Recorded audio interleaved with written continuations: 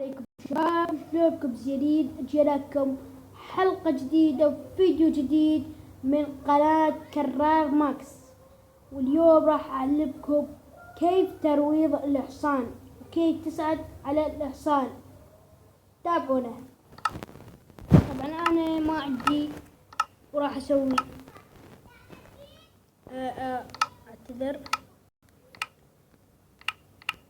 راح أسويه لكم من الفلات علشان يكون عندكم واضح وما بي أي خطأ. هذه هي بيضة الحصان،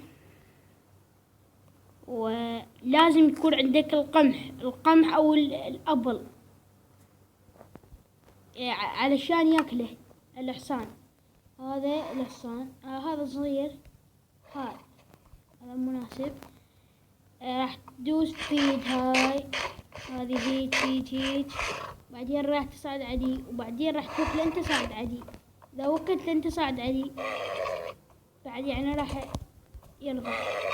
هسه ذباك لانه ما مكله، لازم ترجع عليه من جديد. تدوس هذه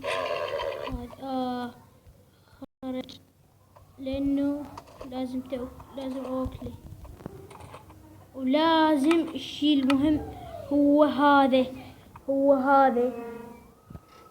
هذا درع، يعني اذا تريد تحطه او ما تحطه. شوف راح تحط هذا انت هنا،